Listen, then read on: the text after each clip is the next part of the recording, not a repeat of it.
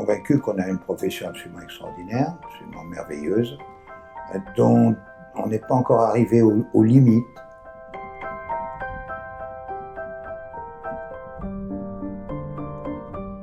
Comment est-ce qu'on peut être bipède avec un polygone de sustentation tellement réduit? C'est extraordinaire. Et c'est tellement extraordinaire qu'on ne peut pas s'étonner qu'il y ait un prix de la complexité à payer. Le prix de la complexité à payer, ça sera la pathologie. On ne peut pas s'étonner qu'il y ait des problèmes à une machine aussi complexe, aussi merveilleuse.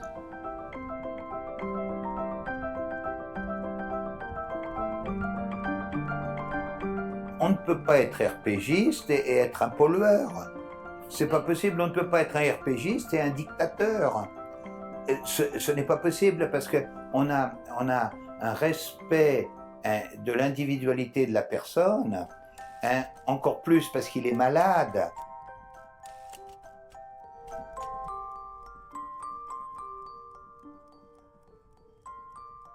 À quoi ça sert?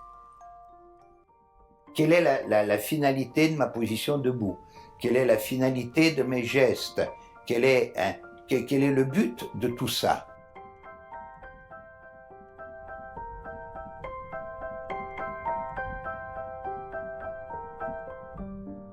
Seulement, c'est peut-être ce qui manque le plus dans notre 21e siècle. C'est du bon sens.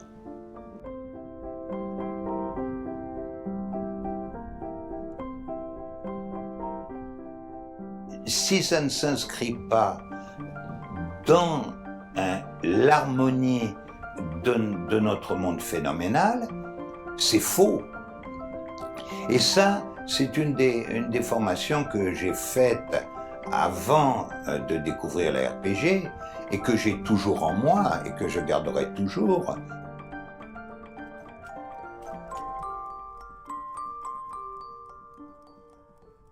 Qu'est-ce que c'est que la santé si ce n'est pas l'insertion de l'homme au sein d'un milieu ambiant qu'il va respecter?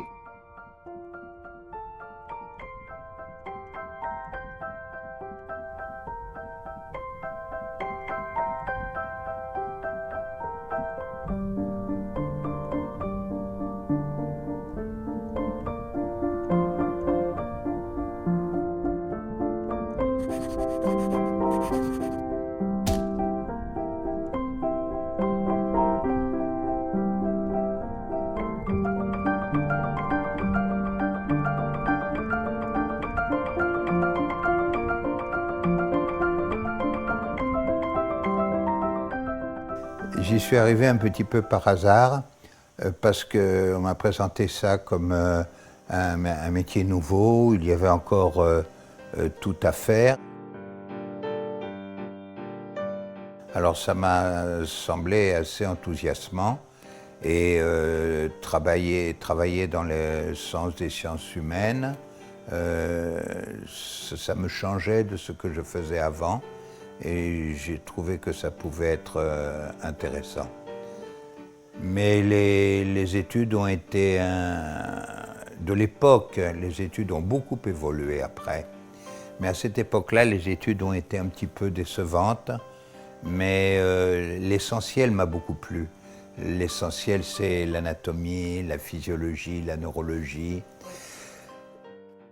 Comprendre comment fonctionne cette machine extraordinaire, ça m'a plu. Surtout la biomécanique, ça m'a beaucoup intéressé. Notre profession, je suis convaincu qu'elle est absolument merveilleuse. Elle est jeune, elle est née après la Seconde Guerre mondiale, pour réparer les blessés de la guerre. Et elle s'est logiquement préoccupée de mouvements, de rééduquer des gens qui ne pouvaient plus marcher, qui ne pouvaient plus bouger, etc. Mais on a un métier qui a simplement 60 ans, donc qui a besoin d'évolution. Oui, c'est pour ça que ça n'a pas été difficile pour moi de s'apercevoir qu'on avait oublié la fonction statique. Parce qu'il était relativement normal que notre métier se préoccupe de la fonction dynamique. Mais bien sûr que c'était relativement normal. C'était relativement normal qu'on aille vers la potentialisation musculaire. Si on est faible, c'est qu'on n'a pas des muscles assez puissants. Alors après, il fallait maintenant rentrer dans une autre logique et rééquilibrer les choses. Bien. C'est à travers l'observation et l'expérience que Philippe Souchard commence à s'interroger sur les aspects fondamentaux de la physiothérapie traditionnelle. Bien. Au niveau lombaire, lorsque on regarde quelqu'un qui se déplace, qui court, qui saute, etc., eh bien, on va évaluer sa fonction dynamique. Il saute haut, il court vite, etc. Mais lorsqu'on examine quelqu'un morphologiquement, il n'est pas en contraction musculaire. Il exerce son tonus et il exerce sa résistance fibroélastique. Alors, à la photo générale, quelle est la physiopathologie du système fibroélastique? Eh bien, on va voir que c'est de la rétraction. Ce qui veut dire que quand on va observer un patient qui a des déformations, eh bien, on ne peut observer que des rétractions. Elle est sympathique. Alors, elle a un petit peu... La phrase qui m'obsède toujours, c'est « à quoi ça sert ?» Quand on est devant la complexité d'un mécanisme, quelle est sa finalité?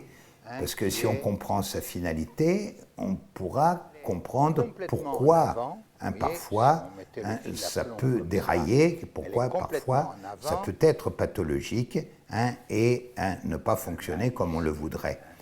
Qu'est-ce que vous ne pouvez pas faire? C'est regarder en l'air. Extension. Voilà. Je la connais. Et là, voilà, avec les jambes par là. Philippe Souchard crée une méthode innovante en kinésithérapie, la rééducation posturale globale, un ensemble organisé de principes, un modèle structuré qui permet le traitement des pathologies fonctionnelles, non seulement aiguës, mais aussi chroniques, avec d'excellents résultats particulièrement durables. La première identité de l'RPG, c'est de dire la fonction statique est aussi importante que la fonction dynamique. Elle n'est pas plus, pas moins, mais elle est aussi importante et elle dépend d'une physiologie particulière, de muscles particuliers, d'un système neurologique particulier. Ça fait pas mal. Oui, ça faisait mal debout, ça fait pas mal assis. Comme j'ai toujours eu un certain plaisir à structurer les choses, à expliquer les choses, à synthétiser les choses, ça m'a permis d'essayer de faire passer le message de façon structurée, de façon à ce que ça puisse s'enseigner. Mais ça a été très dur, curieusement, avec les propres collègues. Les propres collègues qui avaient leur propre paradigme, leur façon de faire, et qui apparemment n'ont pas aimé être dérangés, remis en cause. Ça a été pris comme une critique de ce qui se faisait avant. Ça a été pour certains une agression par rapport aux façons anciennes de faire. J'ai passé 10 années très très difficiles. La première façon de réagir, c'est de dire « ça ne fonctionnera jamais ». La deuxième chose, bon, ça fonctionne peut-être, mais ce n'est pas scientifique. C'est pas scientifique, ça voudrait dire que la science, elle est gravée dans le marbre, elle est définitive. Mais non, pas du tout. Mais non, pas du tout. La médecine est millénaire et depuis Hippocrate, elle a évolué de façon absolument extraordinaire. Donc la science évolue. Alors, c'est pas scientifique aujourd'hui, mais ce qui n'est pas scientifique aujourd'hui, ça le sera demain. Puisqu'il date de 1980, il est dans ce livre qui a été la base de la rééducation posturale globale, qui s'appelle le champ clos. Il était un petit peu d'avant-garde, un peu inspiré d'un style pas forcément toujours scientifique, mais quand même avec toutes les bases qui sont les nôtres aujourd'hui. Les fondements de la RPG sont un petit peu dans le nom de la méthode rééducation. C'est une méthode de rééducation posturale. La première identité, c'était la rééducation de la posture. Et puis en globalité, parce que la globalité, on va voir, c'est une nécessité. La RPG se préoccupe de la fonction statique et de la physiopathologie de cette fonction statique. Dans une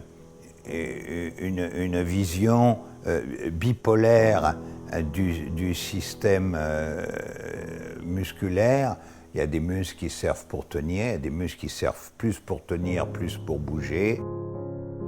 La RPG se base sur 3 principes fondamentaux: globalité, causalité et individualité. Chaque fois que l'on va essayer de corriger un élément, on aura des conséquences en globalité, parce que notre organisation musculo-squelettique est faite de chaînes musculaires, mais vous savez qu'il serait plus correct de dire à chaque fois chaîne de coordination neuromusculaire.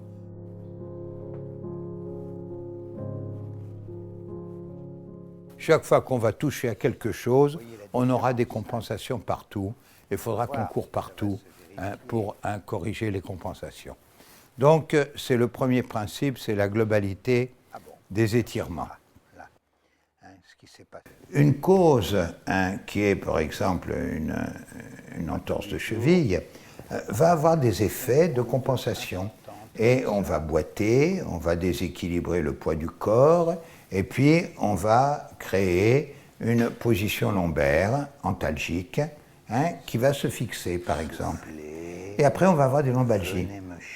On va avoir des lombalgies, c'est-à-dire on va avoir des conséquences retardées et à distance d'une cause qui, parfois, le patient ne peut pas nous raconter. Comment est-ce qu'il va faire le rapport entre son entorse de cheville qu'il a eu il y a 1 an et puis la lombalgie qu'il a aujourd'hui. Et appuyer un petit peu le genou. Tous les jours, on est à la recherche d'un travail qui va garantir le futur en résolvant les causes. Pour ça, on emploie une globalité qui va remonter de la conséquence à la cause des problèmes en suivant le fil des muscles qui se sont rétractés pour compenser l'accident d'origine. Très bien. C'est le sacrum que je veux pomper. Il n'y a pas 2 êtres humains semblables, il n'y a pas de pathologie semblable. Et il faut traiter des malades et non pas des pathologies. Ça fait partie de sa globalité. Quand j'ai pompé le sacrum, elle a incliné la tête. D'accord? Alors c'est un phénomène bien connu en physique, qui est l'allongement des matériaux plasto- et viscoélastiques. C'est-à-dire, c'est le contraire de l'élasticité. L'élasticité, c'est revenir toujours à la même longueur. Et puis, le fluage, c'est gagner de la longueur. Eh bien, en RPG, on va utiliser le fluage, les règles du fluage. Et ce sont des règles extrêmement précises. Magnifique. Et comment on va utiliser la neurologie à notre profit pour allonger des muscles qui sont raccourcis, qu'on va inhiber les muscles qu'on va étirer. Alors ça, c'est un phénomène neurologique que normalement on connaît en première année de physiothérapie. C'est l'innervation réciproque. Très bien.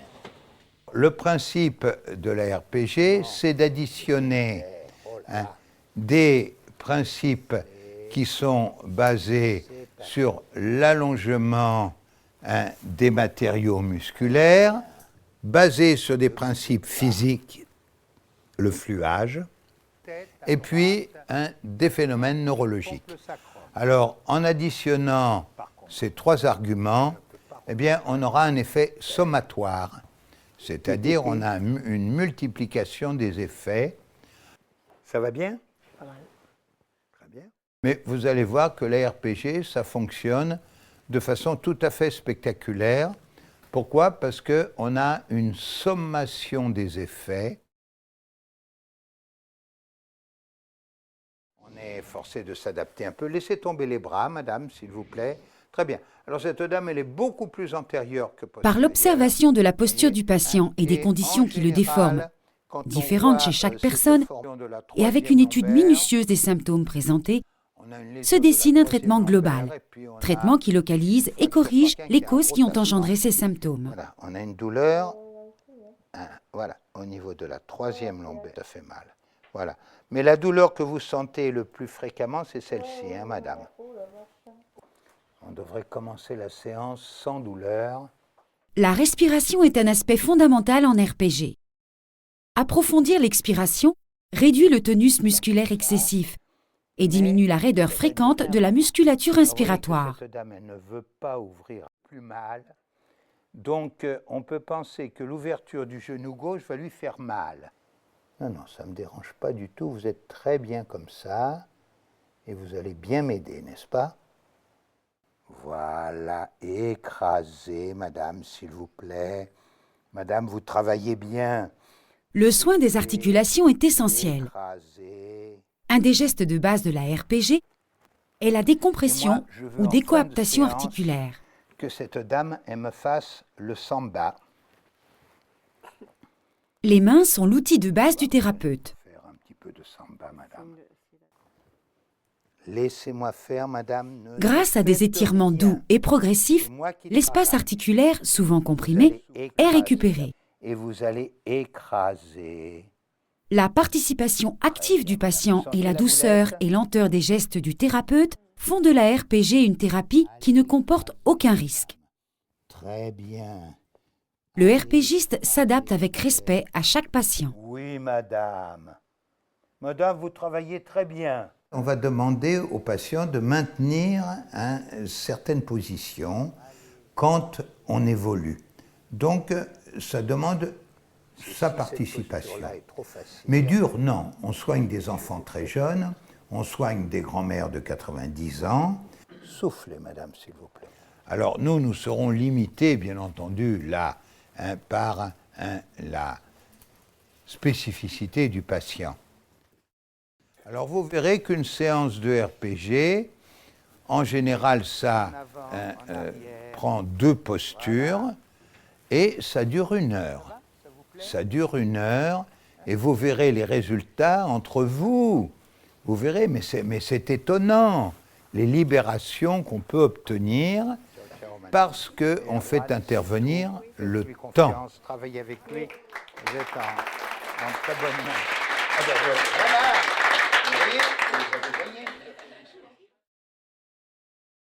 Résumer tout ce qui peut se produire en 4 familles de postures, ben, ce n'est pas exagéré. On sera forcé d'être capable de faire un examen qui nous permettra d'aboutir à la meilleure posture possible pour le patient en fonction de sa règle d'individualité. Alors, le choix de posture, bah, écoutez, c'est aussi important que le choix de l'itinéraire. Il y a 2 postures à faire, il y a celle-ci et une préférence. Et la curva lombar también. Siente más con scoliose cuando tiene dolor? La séance de RPG commence avec la description de la part du patient de ses symptômes et douleurs. Le thérapeute l'interroge sur les conditions et positions du corps qui influencent ces symptômes. On réalise une observation et une évaluation de la posture de la personne, ce qui permet de détecter les zones de rétraction musculaire, les déséquilibres et d'autres altérations de la morphologie. Encontré l'incanto d'esta colonna. El coxigeo es más o menos al nivel de la marca. Duele más. Un poquito más. On définit les postures d'étirement indiquées pour chaque patient et les objectifs de correction dont il faut tenir compte pendant le traitement. Suite à l'observation directe, on passe à l'étude et à la vérification à l'aide de radiographie, de résonance et d'autres épreuves médicales complémentaires. Pour achever la définition des postures d'étirement que chaque patient requiert, on réalise un essai de correction dans chacune des différentes familles de postures, détectant ainsi les possibles relations entre la zone pathologique et d'autres parties du corps.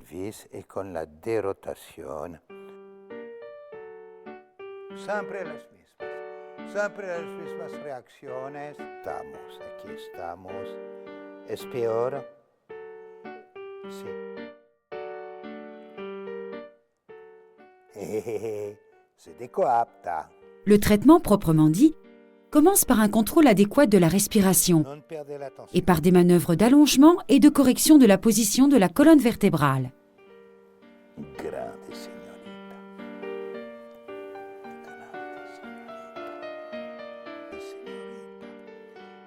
La coopération du patient est fondamentale. Il maintient la posture et effectue de légères contractions qui augmentent l'efficacité de l'étirement. À chaque séance, on utilise de différentes postures ou exercices d'étirement, y compris pendant la dernière phase, quelques séquences des postures les plus habituelles qui permettent l'intégration et l'utilisation des bénéfices obtenus. On obtient des résultats immédiats et durables, non seulement dans la correction de la morphologie, mais aussi dans le traitement des symptômes et des douleurs.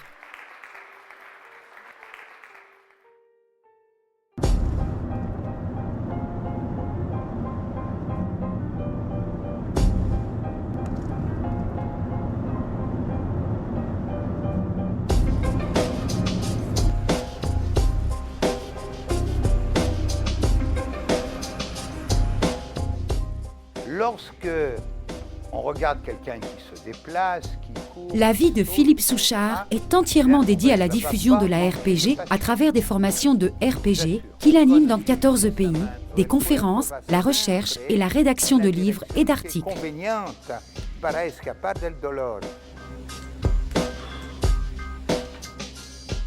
Jusqu'à présent, il a publié 16 livres qui ont été traduits dans 5 langues.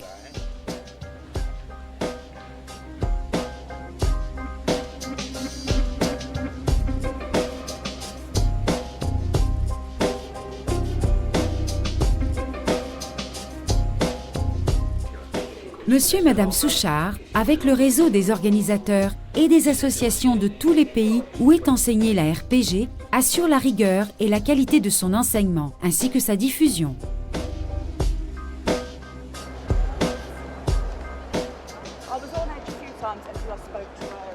Mais j'habite dans les aéroports. Je change de pays tous les 8 jours ou tous les 15 jours. Sonia Pardeyas Souchard, brésilienne, kinésithérapeute, épouse et compagne de Philippe, est une collaboratrice indispensable, non seulement dans l'enseignement, mais aussi dans l'organisation et la coordination internationale. Mais on pourrait peut-être commencer par le plus important, c'est l'aide psychologique et vivre ensemble la même passion. Hein, c'est ça finalement quand même le plus important. Et puis alors après, effectivement, c'est la complémentarité, c'est-à-dire que malheureusement, parce que ça me prend du temps que je ne peux pas consacrer uniquement à la recherche.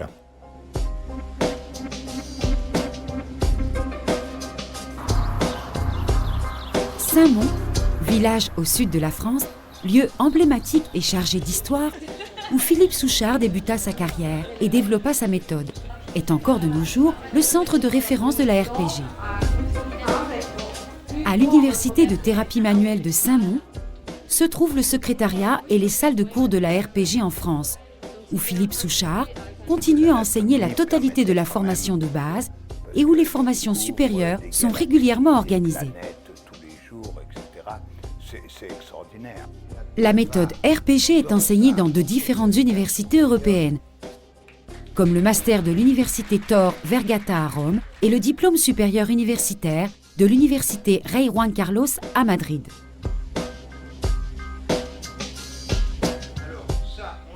Il faut souligner la croissance considérable et l'expansion actuelle de la RPG en Amérique du Sud. La création des instituts Philippe Souchard de Sao Paulo et de Rio de Janeiro au Brésil, ainsi que la prochaine inauguration de celui de Buenos Aires en Argentine, en sont la preuve. Au sein de l'équipe de RPG, il y a 45 personnes. Il y a des personnes qui travaillent particulièrement justement sur les phénomènes de coordination et les relations entre l'automatique et le cérébral. Il y a des gens qui ont travaillé au niveau de l'accouchement, il y a des gens qui travaillent au niveau des muscles motoroculaires. Alors, ça ne dépend pas uniquement de moi, ça dépend aussi de tous ces bourgeons, de tous ces gens de l'équipe qui ont des idées, qui travaillent spécifiquement un champ d'application. On est dans une période d'excitation extraordinaire.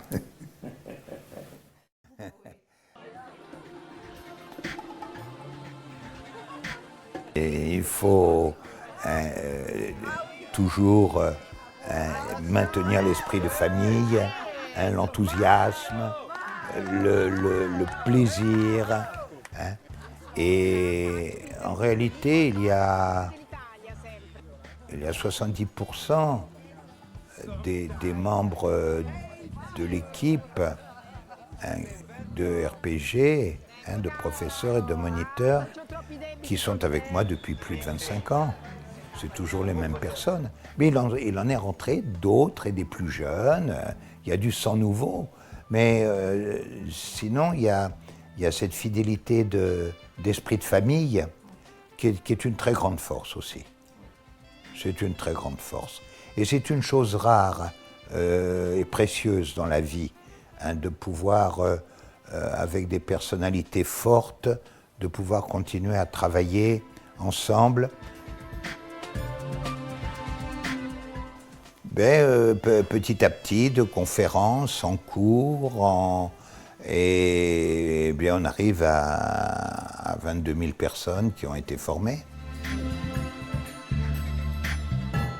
Même si ce n'est pas tout le monde, même si ce n'est pas 100% des personnes que l'on forme qui vont continuer, qui vont être parmi les meilleurs, ceux qui continuent sont des personnes tout à fait respectables parce que c'est difficile. Et puis, c'est des personnes extraordinaires et ça m'encourage à continuer. Je n'arrêterai pas. Non. Non, non.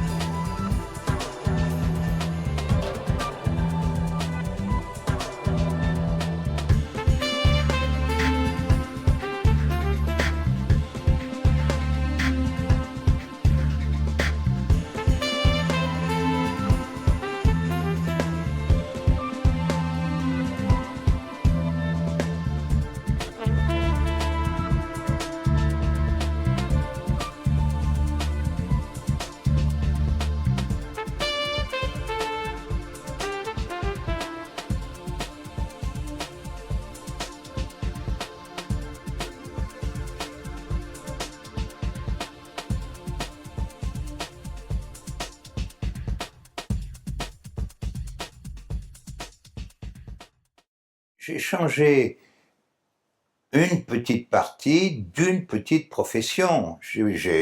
Ça n'a pas changé le monde. Maintenant, je crois qu'il y a des fondations suffisantes pour qu'il en reste quelque chose dans le futur.